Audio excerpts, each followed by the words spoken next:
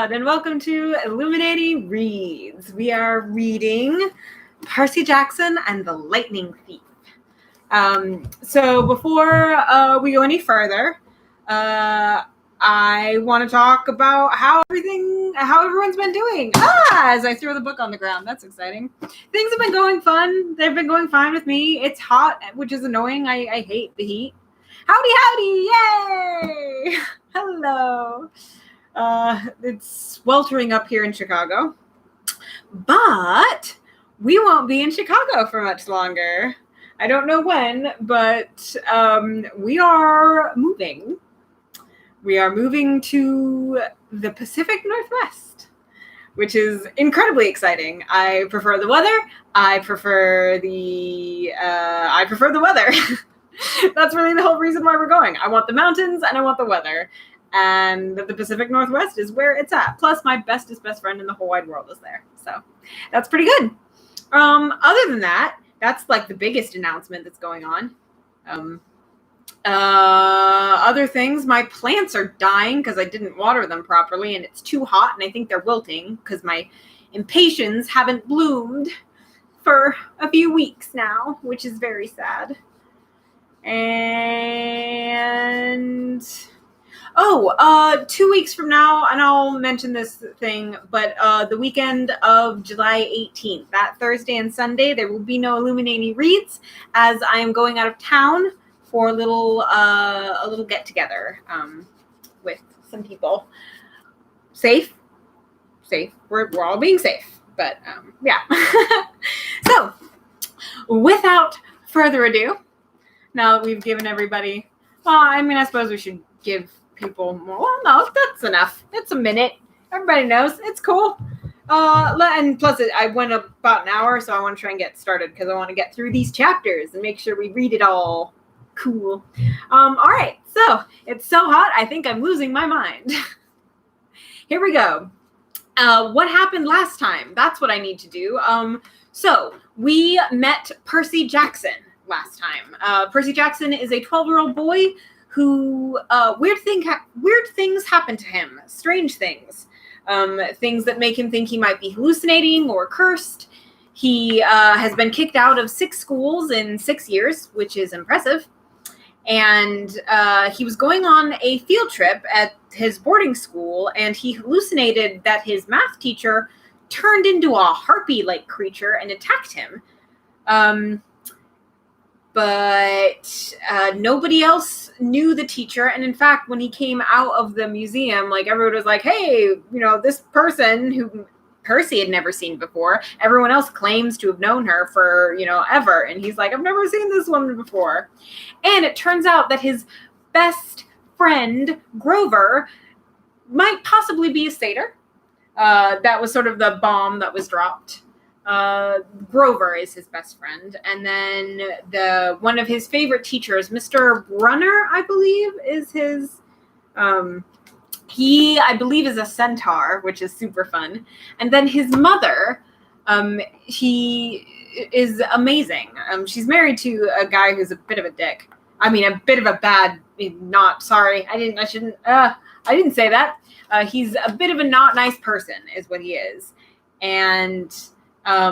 But she's also more than she is. I don't know. It's fun. It's pretty fun. But yeah, so when Percy and his mother went to a cabin that they had gone to, before, because that's where his mother met his father, and he learned that his father left before he was even born and was lost at sea, so he's been told.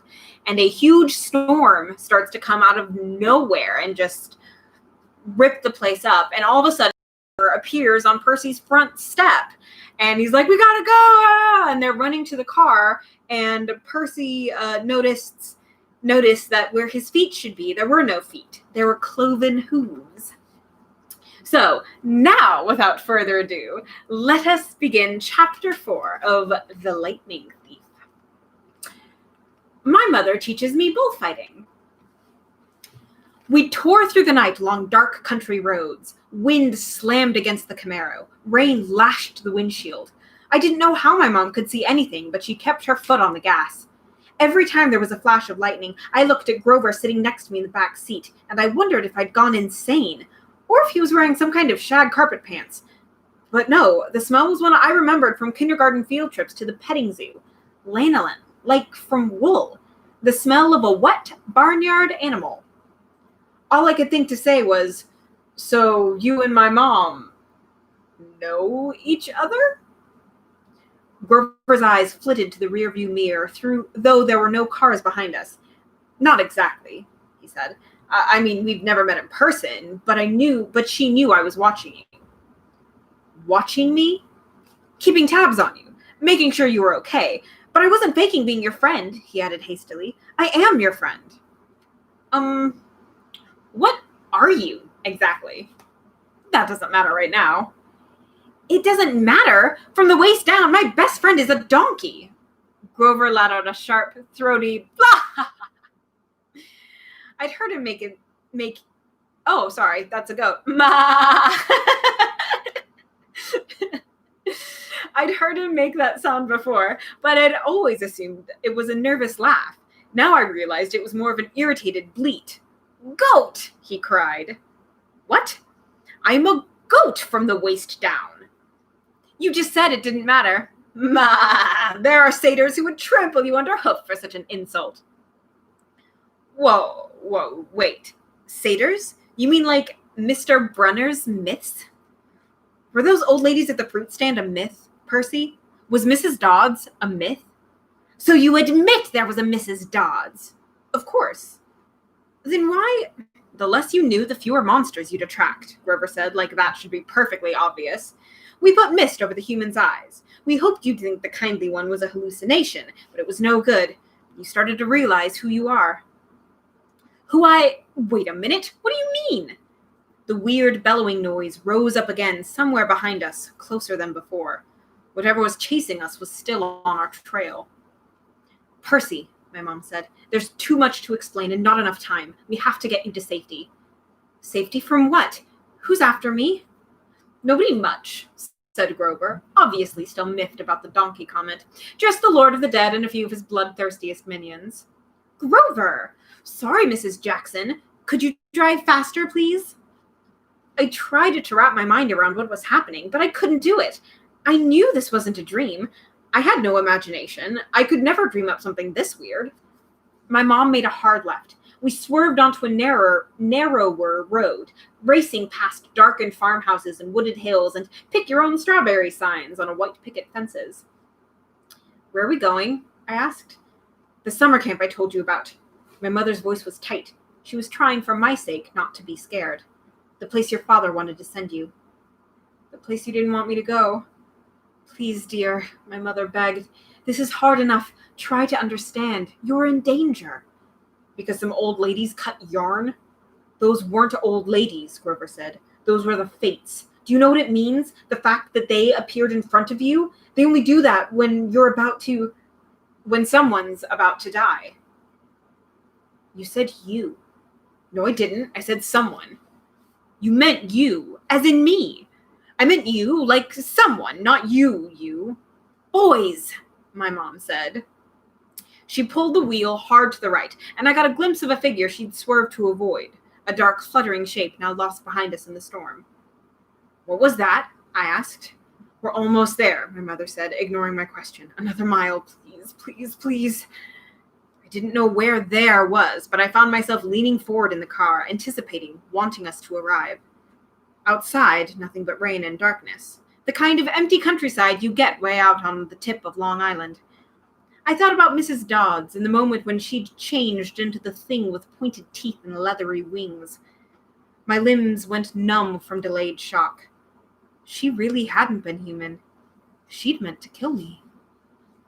Then I thought about Mr. Brunner, and the sword he had thrown me. Before I could ask Grover about that, the hair rose on the back of my neck. There was a blinding flash, a jaw-rattling boom, and our car exploded. I remember feeling weightless, like I was being crushed, fried, and hosed down all at the same time. I peeled my forehead off the back of the driver's seat and said, "Ow." "Percy!" my mom shouted. "I'm okay." I tried to shake off the daze. I wasn't dead. The car hadn't really exploded. We'd swerved into a ditch. Our driver's side doors were wedged into the mud. The roof had cracked open like an eggshell and rain was pouring in. Lightning. That was the only explanation. We'd been blasted right off the road. Next to me in the back seat was a big, motionless lump. Grover! He was slumped over, blood trickling from the side of his mouth. I shook his furry hip thinking, no, even if you are a half-barnyard animal, you're my best friend and I don't want you to die. Then he groaned, food, and I knew there was hope. Percy, my mother said, we have to... Her voice faltered. I looked back. In a flash of lightning, through the mud-spattered rear windshield, I saw a figure lumbering toward us on the shoulder of the road. The sight of it made my skin crawl. It was a dark silhouette of a huge guy, like a football player. He seemed to be holding a blanket over his head. His top half was bulky and fuzzy. His upraised hands made it look like he had horns. Who is... I swallowed hard. Percy, my mother said, deadly serious. Get out of the car. My mother threw herself against the driver's side door. It was jammed shut in the mud. I'd tried mine. Stuck too. I looked up desperately at the hole in the roof. It might have been an exit, but the edges were sizzling and smoking. Climb out the passenger side, my mother told me. Percy, you have to run. Do you see that big tree? What? Another flash of lightning, and through the smoking hole in the roof, I saw what she meant. A huge White House Christmas tree-sized pine at the crest of the nearest hill. That's the property line, my mom said. Get over that hill and you'll see a big farmhouse down in the valley. Run and don't look back. Yell for help. Don't stop until you reach the door. Mom, you're coming too.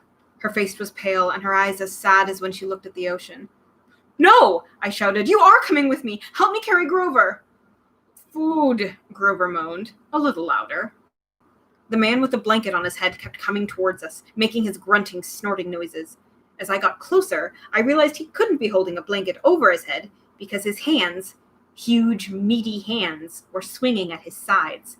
There was no blanket, meaning the bulky, fuzzy mass that was too big to be his head was his head, and the points that looked like horns. He doesn't want us, my mother told me. He wants you. Besides, I can't cross the property line. But we don't have time, Percy. Go, please. I got mad then. Mad at my mother, at Grover the goat, at the thing with horns that was lumbering towards us slowly and deliberately, like a bull. I climbed across Grover and pushed the door open into the rain. We're going together. Come on, Mom. I told you. Mom, I am not leaving you. Help me with Grover. I didn't wait for her to answer. I scrambled outside, dragging Grover from the car. He was surprisingly light, but I couldn't have carried him very far if my mom hadn't come to my aid. Together, we draped Grover's arms over our shoulders and started stumbling uphill through the wet, waist-high grass. Glancing back, I got my first clear look at the monster. He was 7 feet tall, easy, his arms and legs like something from the cover of Muscle Man magazine, bulging biceps and triceps, and a bunch of other seps, all stuffed like baseballs under vein-webbed skin. He wore no clothes except underwear. I mean, bright white Fruit of the Looms, which would have looked funny, except that the top half of his body was so scary. Coarse brown hair started at about his belly button and got thicker as it reached his shoulders. His neck was a mass of muscle and fur leading up to his enormous head, which had a snout as long as my arm, snotty nostrils with a gleaming brass ring, cruel black eyes and horns, enormous black and white horns with points you just couldn't get from an electric sharpener. I recognized the monster all right. He had been in one of the first stories Mr. Brunner told us, but it couldn't be real. I blinked the rain out of my eyes. That's Pasiphae's son, my mother said. I wish I'd known how badly they want to kill you. But he's the Don't say his name, she warned. Names have power. The pine tree was still way too far, 100 yards uphill at least. I glanced behind me again. The bullman hunched over our car, looking in the windows. Or not looking, exactly. More like snuffling, nuzzling. I wasn't sure why he bothered, since we were only about 50 feet away. Food? Grover moaned. Shh, I told him. Mom, what's he doing? Doesn't he see us? His sight and hearing are terrible, she said. He goes by smell, but he'll figure out where we are soon enough. As if on cue, the bullman bellowed in rage. He picked up Gabe's Camaro by the torn roof, the chassis creaking and groaning. He raised the car over his head and threw it down the road. It slammed into the wet asphalt and skidded in a shower of sparks for about half a mile before coming to a stop. The gas tank exploded. "Not a scratch," I remembered Gabe saying. "Whoops." "Percy," my mom said, "when he sees us, he'll charge. Wait until the last second, then jump out of the way, directly sideways. He can't change directions very well once he's charging. Do you understand?" "How do you know all this?" "I've been worried about an attack for a long time. I should have expected this. I was selfish keeping you near me." "Keeping me near you? But—" Another bellow of rage, and the bullman started tromping up the hill. He'd smell us. The pine tree was only a few more yards, but the hill was getting steeper and slicker, and Grover wasn't getting any lighter. The bullman closed in. Another few seconds and he'd be on top of us. My mother must have been exhausted, but she shouldered Grover. "Go, Percy, separate. Remember what I said." I didn't want to split up, but I had the feeling she was right. It was our only chance. I sprinted to the left, turned, and saw the creature bearing down on me. His black eyes glowed with hate. He reeked like rotten meat. He lowered his head and charged, those razor-shaped horns aimed straight at my chest.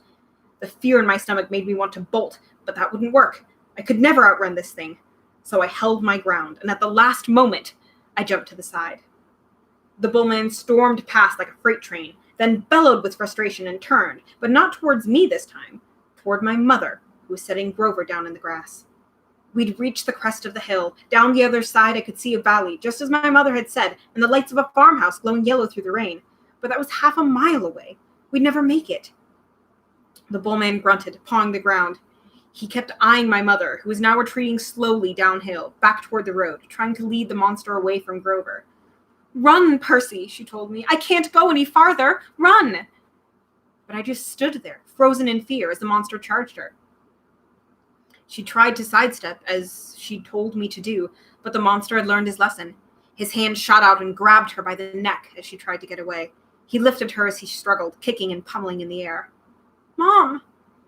She caught my eyes, managed to choke out one last word. "Go." Then, with an angry roar, the monster closed his fists around my mother's neck, and she dissolved before my eyes, melting into light, a shimmering golden form, as if she were a holographic projection, a blinding flash, and she was simply gone. No! Anger replaced my fear. Newfound strength burned in my limbs, the same rush of energy I'd gotten when Mrs. Dodds grew talon. The bullman bore down on Grover, who lay helpless in the grass. The monster hunched over, snuffling my best friend, as if he were about to lift Grover up and make him dissolve too. I couldn't allow that. I stripped off my red rain jacket. "Hey!" I screamed, waving the jacket, running to one side of the monster. "Hey, stupid ground beef!" Roar! The monster turned toward me, shaking his meaty fists. I had an idea. A stupid idea, but better than no idea at all. I put my back to the big pine tree and waved my red jacket in front of the bullman, thinking I'd jump out of the way at the last moment. But it didn't happen like that. The bullman charged too fast, his arms out to grab me whichever way I tried to dodge. Time slowed down. My legs tensed.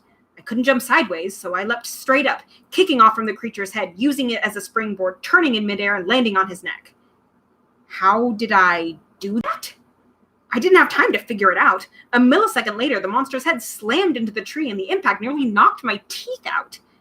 The bullman staggered around, trying to shake me. I locked my arms around his horns to keep from being thrown. Thunder and lightning were still going strong. The rain was in my eyes. The smell of rotten meat burned my nostrils.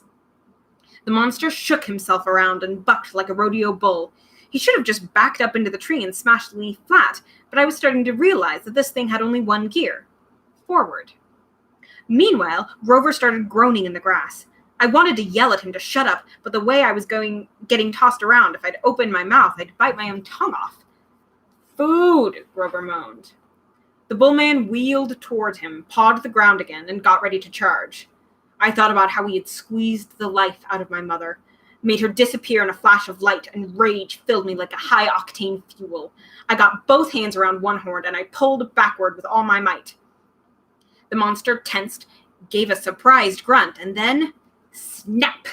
The bullman screamed and flung me through the air. I landed flat on my back in the grass, my head smacked against a rock. When I sat up, my vision was blurry, but I had a horn in my hands, a ragged bone weapon the size of a knife. The monster charged. Without thinking, I rolled to one side and came up kneeling. As the monster barreled past, I drove the broken horn straight into his side, right up under his furry rib cage. The bullman roared in agony. He flailed, clawing at his chest, then began to disintegrate. Not like my mother in a flash of golden light, but like crumbling sand, blown away in chunks by the wind, the same way Mrs. Dodds had burst apart. The monster was gone. The rain had stopped. The storm still rumbled, but only in the distance. I smelled like livestock and my knees were shaking. My head felt like it was splitting open. I was weak and scared and trembling with grief. I had just seen my mother vanish. I wanted to lie down and cry, but there was Grover needing my help, so I managed to haul him up and stagger down into the valley toward the lights of the farmhouse. I was crying, calling for my mother, but I held on to Grover. I wasn't going to let him go. The last thing I remember is collapsing on a wooden porch, looking up at a ceiling fan circling about me, moths flying around a yellow light, and the stern faces of a familiar-looking bearded man and a pretty girl, her blonde hair curled like a princess's. They both looked down at me, and the girl said, "He's the one. He must be." "Silence, Annabeth," the man said. "He's still conscious. Bring him inside." Whoa! That was an intense chapter. Let's see what happens next. Chapter 5. I play pinochle with a horse. I had weird dreams full of barnyard animals. Most of them wanted to kill me. The rest wanted food. I must have woken up several times, but what I heard and saw made no sense, so I just passed out again.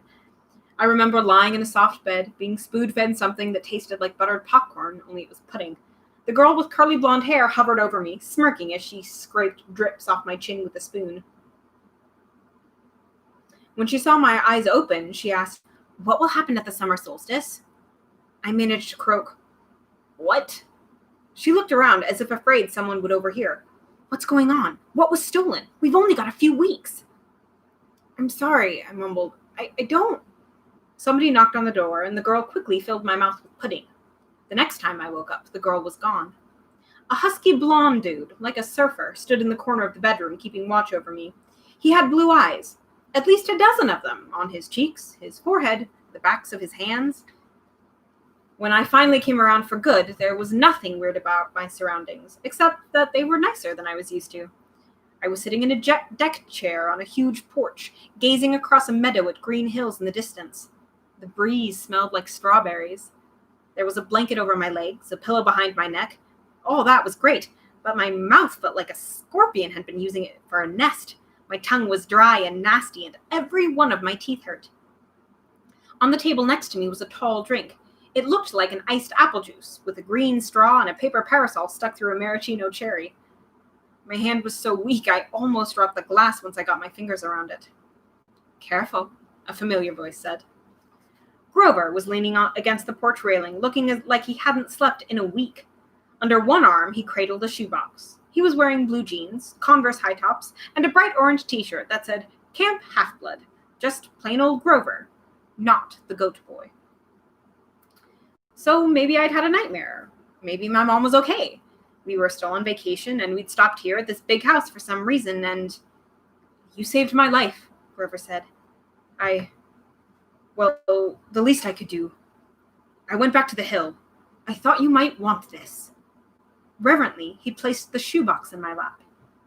Inside was a black and white bull's horn, the base jagged from being broken off, the tip splattered with dried blood.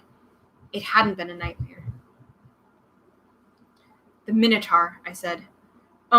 Percy, it isn't a good idea. That's what they call them in the Greek myths, isn't it?" I demanded. "The Minotaur, half man, half bull." Grover shifted uncomfortably. "You've been out for 2 days. How much do you remember?" "My mom. Is she really?"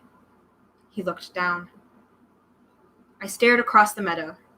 There were groves of trees, a winding stream, acres of strawberries spread out under the blue sky. The valley was surrounded by rolling hills, and the tallest one, directly in front of us, was the one with a huge pine tree on top. Even that looked beautiful in the sunlight. My mother was gone. The whole world should be black and cold. Nothing should look beautiful. I'm sorry, Grover sniffled.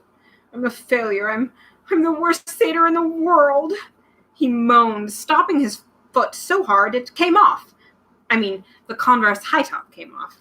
The inside was filled with styrofoam, except for a hoof-shaped hole. Oh, sticks, he mumbled. Thunder rolled across the clear sky. As he struggled to get his hoof back in the fake foot, I thought, well, that settles it. Grover was a satyr. I was ready to bet that if I shaved his curly brown hair, I'd find tiny horns on his head. But I was too miserable to care that satyrs existed, or even minotaurs. All that meant was my mom really had been squeezed into nothingness, dissolved into yellow light. I was alone, an orphan. I would have to live with Smelly Gabe? No, that would never happen. I would live on the streets first. I would pretend I was 17 and join the army. I'd do something. Grover was still sniffling. The poor kid, poor goat, satyr, whatever, looked as if he expected to be hit. I said, it wasn't your fault. Yes, it was. I was supposed to protect you. Did my mother ask you to protect me? No, but that's my job. I'm a keeper. At least, I was. But why? I suddenly felt dizzy. My vision was swimming. Don't strain yourself, Grover said. Here. He helped me hold my glass and put the straw to my lips. I recoiled at the taste because I was expecting apple juice. It wasn't that at all. It was chocolate chip cookies. Liquid cookies. And not just any cookies. My mom's homemade blue chocolate chip cookies, buttery and hot with the chips still melting. Drinking it, my whole body felt warm and good, full of energy. My grief didn't go away, but I felt as if my mom had just brushed her hand against my cheek, given me a cookie the way she used to when I was small, and told me everything was going to be okay. Before I knew it, I drained the glass. I stared into it. Sure, I just had a warm drink, but the ice cubes hadn't even melted. Was it good? Grover asked. I nodded. What did it taste like? He sounded so wistful, I felt guilty. Sorry, I said. I should have let you taste. His eyes got wide. No, that's not what I meant. I just wondered. Chocolate chip cookies, I said. My mom's. Homemade. He sighed. And how do you feel? Like I could throw Nancy Boba Fett 100 yards. That's good, he said. That's good. I don't think you could risk drinking any more of that stuff. What do you mean? He took the empty glass from me gingerly, as if it were dynamite, and set it back on the table. Come on. Chiron and Mr. D are waiting. The porch wrapped all the way around the farmhouse. My legs felt wobbly trying to walk that far. Grover offered to carry the Minotaur horn, but I'd held on to it. I'd paid for that souvenir the hard way. I wasn't going to let it go. As we came around to the opposite end of the house, I caught my breath. We must have been on the north shore of Long Island, because on this side of the house, the valley marched all the way up to the water, which glittered about a mile in the distance. Between here and there, I simply couldn't process everything I was seeing. The landscape was dotted with buildings that looked like ancient Greek architecture, an open-air pavilion, an amphitheater, a circle arena, except that they all looked brand new, their white marble columns sparkling in the sun. In a nearby sandpit, a dozen high school-aged kids and satyrs played volleyball. Canoes glided across a small lake. Kids in bright orange t-shirts, like Grover's, were chasing each other around a cluster of cabins nestled in the woods. Some shot targets at an archery range. Others rode horses down a wooded hill. And unless I was hallucinating, some of their horses had wings. Down at the end of the porch, two men sat across from each other at a card table. The blonde-haired girl who'd spoon-fed me popcorn-flavored pudding was leaning on the porch rail next to them. The man facing me was small but perky. He had a red nose, big watery eyes, and curly hair so black it was almost purple. He looked like those paintings of baby angels. What do you call them? Hubbub? No, cherubs. That's it. He looked like a cherub who'd turned middle-age in a trailer park. He wore a tiger-patterned Hawaiian shirt, and he would have fit right in at one of Gabe's poker parties, except I got the feeling this guy could have outgambled even my stepfather. That's Mr. D, Grover murmured to me. He's the camp director. Be polite. Mr. D, I know who that is! Who's my favorite? The girl, that's Annabeth Chase. She's just a camper, but she's been here longer than just about anybody. And you already know Chiron. He pointed at the guy whose back to me. First, I realized he was sitting in a wheelchair. Then, I recognized the tweed jacket, the thinning brown hair, the scraggly beard. "Mr. Brunner!" I cried. The Latin teacher turned and smiled at me. His eyes got that mischievous glint they sometimes got in class when he pulled a pop quiz and made all the multiple choice answers B. "Ah, good, Percy," he said. "Now we have 4 for pinochle." I have no idea how to pronounce that word, by the way. He offered me a chair to the right of Mr. D, who looked at me with bloodshot eyes and heaved a great sigh. "Oh, I suppose I must say it. Welcome to Camp Half-Blood. There, now don't expect me to be glad to see you." Thanks. I scooted a little farther away from him, because if there was one thing I had learned from living with Gabe, it was how to tell when an adult has been hitting the happy juice. If Mr. D was a stranger to alcohol, I was a satyr. "Annabeth," Mr. Brunner called to the blonde girl. She came forward, and Mr. Brunner introduced us. "This young lady nursed you back to health, Percy. Annabeth, my dear, why don't you go check on Percy's bunk? We'll be putting him in cabin 11 for now." Annabeth said, "Sure thing, Chiron." She was probably my age, maybe a couple of inches taller, and a whole lot more athletic looking.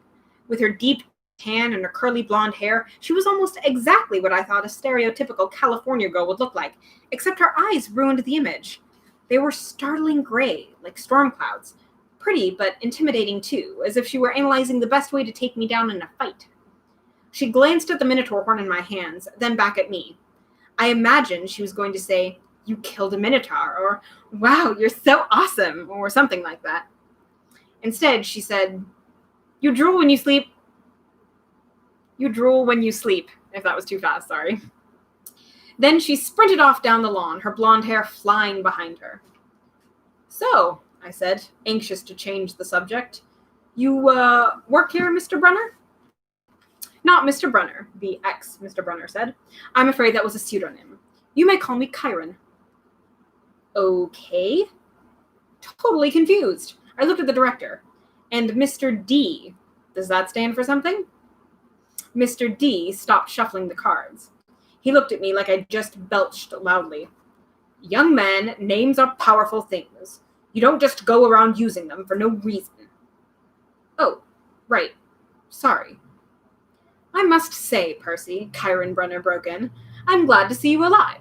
It's been a long time since I've made a house call to a potential camper. I'd hate to think I've wasted my time." "House call?" "My year at Yancey Academy to instruct you. We have satyrs at most schools, of course, keeping a lookout, but Grover alerted me as soon as he met you. He sensed you were something special, so I decided to come upstate. I convinced the other Latin teacher to, take a leave of absence." I tried to remember the beginning of the school year.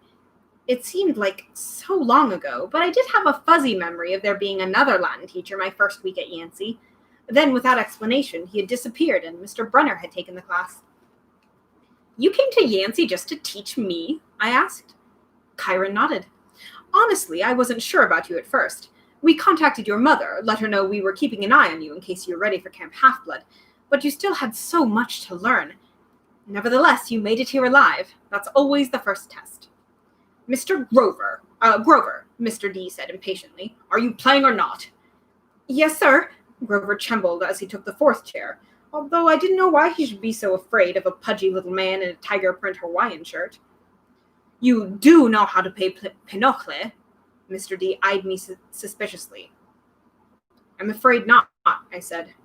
"I'm afraid not, sir," he said. "Sir," I repeated. I was liking the camp director less and less. Pinochle, isn't it? Pinochle? Pinochle? The voice in the other room says pinochle. The voice in the other room is my husband. Well, he told me, it is, along with gladiator fighting and Pac-Man, one of the greatest games ever invented by humans. I would expect all civilized young men to know the rules. "I'm sure the boy can learn," Chiron said. "Please," I said, "what is this place?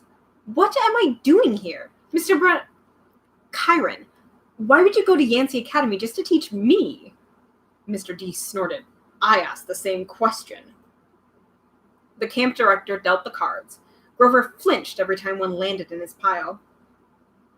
Chiron smiled at me sympathetically, the way he used to in Latin class, as if to let me know that no matter what my average was, I was his star student.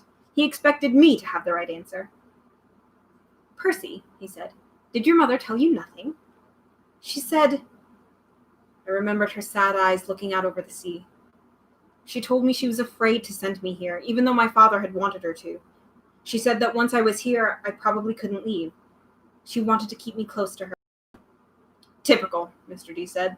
That's how they usually get killed. Young man, are you bidding or not? What? I asked. He explained, impatiently, how you bid in pinochle, and so I did. I'm afraid there's too much to tell, Chiron said. I'm afraid our usual orientation film won't be sufficient. Orientation film? I asked. No, Chiron decided. Well, Percy, you know your friend Grover is a satyr. You know, he pointed to the horn in the shoebox, that you have killed the Minotaur. No small feat either, lad. What you may not know is that great powers are at work in your life. Gods, the forces you call the Greek gods, are very much alive. I stared at the others around the table. I waited for somebody to yell, not! But all I got was Mr. D yelling, oh, a royal marriage, trick, trick! He cackled as he tallied up his points. Mr. D, Grover asked timidly, if you're not going to eat it, could I have your Diet Coke can? Oh, all right. Grover bit a huge shard out of the empty aluminum can and chewed on it mournfully. Wait, I told Chiron, you were telling me there is such a thing as God? Well, now, Chiron said. God, capital G, God, that's a different matter altogether. We shan't deal with the metaphysical. Metaphysical?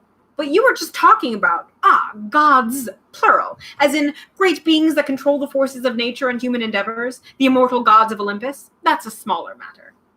Smaller? Yes, quite. The gods we discussed in Latin class. Zeus, I said.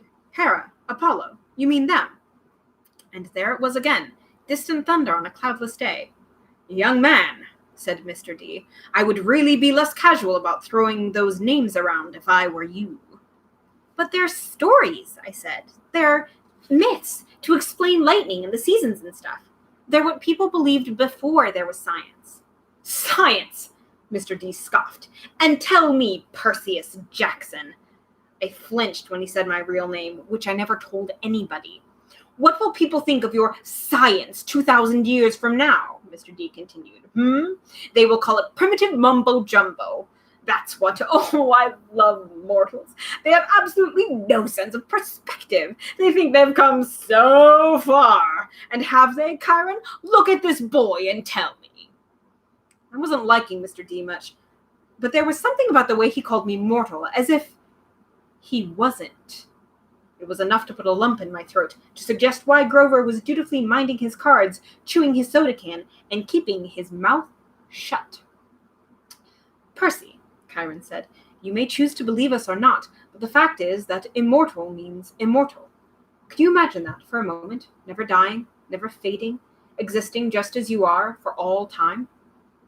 I was about to answer off the top of my head that it sounded like a pretty good deal, but the tone of Chiron's voice made me hesitate. You mean whether people believed in you or not, I said. Exactly, Chiron agreed. If you were a god, how would you like being called a myth, an old story to explain lightning? What if I told you, Perseus Jackson, that someday people would call you a myth, just created to explain how little boys can get over losing their mothers? My heart pounded. He was trying to make me angry for some reason, but I wasn't going to let him. I said, I wouldn't like it, but I don't believe in gods. Oh, you'd better, Mr. D murmured, before one of them incinerates you. Grover said, please, sir, he's just lost his mother. He's in shock. A lucky thing, too, Mr. D grumbled, playing a card. Bad enough I'm confined to this miserable job, working with boys who don't even believe. He waved his hand and a goblet appeared on the table, as if the sunlight had bent momentarily and woven the air into glass. The goblet filled itself with red wine. My jaw dropped, but Chiron hardly looked up. Mr. D, he warned, your restrictions. Mr. Mr. D looked at the wine and feigned surprise. Dear me, he looked up at the sky and yelled, Old habit, sorry. More thunder. Mr. D waved his hand again, and the wineglass changed into a fresh can of Diet Coke. He sighed unhappily, popped off the top of the soda, and went back to his card game.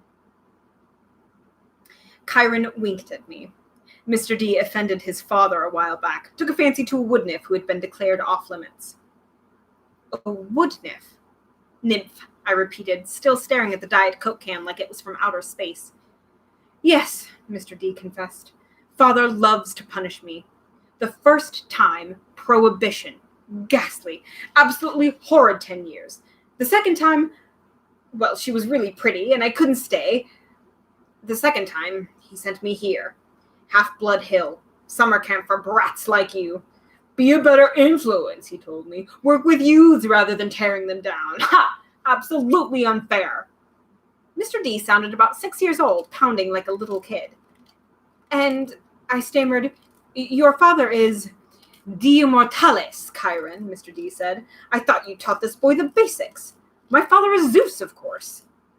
I ran through D names from Greek mythology. Wine, the skin of a tiger, the satyrs that all seemed to work here, the way Grover cringed as if Mr. D were his master. You're Dionysus, I said, the god of wine. And theater, and mystery, and ecstasy. Mr. D rolled his eyes. What do they say these days, Grover? Do the children say, well, duh? Yes, Mr. D. Well, then, well, duh, Percy Jackson. Did you think I was Aphrodite, perhaps? You're a god. Yes, child. A god. You. He turned to look at me straight on, and I saw a kind of purplish fire in his eyes, a hint that this whiny, plump little man was only showing me the tiniest bit of his true nature.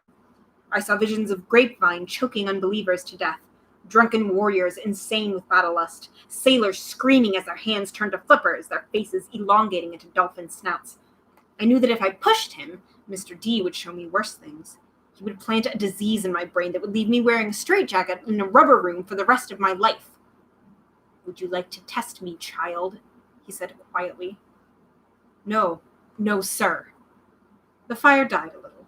He turned back to his card game. I believe I win. Not quite, Mr. D, Chiron said. He set down a straight, tallied the points, and said, the game goes to me. I thought Mr. D was going to vaporize Chiron right out of his wheelchair, but he just sighed through his nose as if he were used to being beaten by the Latin teacher. He got up, and Grover rose too. I'm tired, Mr. D said. I believe I'll take a nap before the sing-along tonight. But first, Grover, we need to talk again about your less-than-perfect performance on this assignment. Grover's face beaded with sweat. Yes, sir. Mr. D turned to me. Cabin 11, Percy Jackson, and mind your manners. He swept into the farmhouse, Grover following miserably. Will Grover be okay? I asked Chiron. Chiron nodded, though he looked a bit troubled. Old Dionysus isn't really mad. He just hates his job. He's been grounded, I guess you would say, and he can't stand waiting another century before he's allowed to go back to Olympus. Mount Olympus, I said. You're telling me there really is a palace there? Well, now, there's Mount Olympus in Greece, and then there's the home of the gods, the convergence point of all their powers, which did indeed used to be on Mount Olympus. It's still called Mount Olympus, out of respect to the old ways, but the palace moves, Percy, just as the gods do. You mean the Greek gods are here? Like, in America? Well, certainly. The gods move with the heart of the West. The what?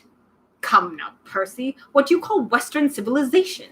Do you think it's just an abstract concept? No, it's a living force, a collective consciousness that has burned bright for thousands of years. The gods are a part of it. You might even say they are the source of it, or at least they are tied so tightly to it that they couldn't possibly fade, not unless all of Western civilization were obliterated. The fire started in Greece. Then, as you well know, or I hope you know, since you passed my course, the heart of the fire moved to Rome, and so did the gods. Oh, different names, perhaps. Jupiter for Zeus, Venus for Aphrodite, and so on. But the same forces, the same gods. And then they died. Died? No. Did the West die? The gods simply moved to Germany, to France, to Spain for a while. Wherever the flame was brightest, the gods were there. They spent several centuries in England. All you need to do is look at the architecture. People do not forget the gods. Every place they've ruled for the last 3,000 years, you can see them in paintings, in statues, on the most important buildings. And yes, Percy, of course they are now in your United States. Look at your symbol, the eagle of Zeus.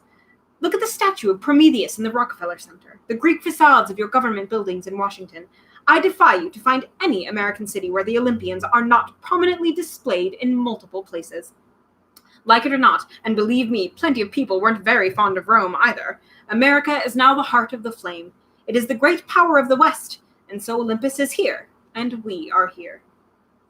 It was all too much, especially the fact that I seemed to be included in Chiron's we, as if I were part of some club. Who are you, Chiron? Who am I? Chiron smiled. He shifted his weight, as if he were going to get up out of his wheelchair, but I knew that was impossible. He was paralyzed from the waist down. Who are you? He mused. Well, that's the question we all want answered, isn't it? But for now, we should get you a bunk in cabin 11. There will be new friends to meet, and plenty of time for lessons tomorrow. Besides, there will be s'mores at the campfire tonight, and I simply adore chocolate. And then he did rise from his wheelchair, but there was something odd about the way he did it. His blanket fell away from his legs, but the legs didn't move. His waist kept getting longer, rising above his belt. At first, I thought he was wearing very long white velvet underwear, but as he kept rising out of his chair, taller than any man, I realized that the velvet underwear wasn't underwear. It was the front of an animal, muscle and sinew under coarse white fur. And the wheelchair wasn't a chair. It was some kind of container, an enormous box on wheels, and it must have been magic because there's no way it could have held all of him. A leg came out, long and knobby-kneed, with a huge polished hoof. And then another front leg, then hindquarters. Then the box was empty, nothing but a metal shell with a couple of fake human legs attached. I was staring at a horse who had just sprung from the wheelchair, a huge white stallion, but where its neck should be was the upper body of my Latin teacher, smoothly grafted onto the horse's trunk. What a relief, the centaur said. I'd been cooped up in there so long my fetlocks had fallen asleep. Now come, Percy Jackson.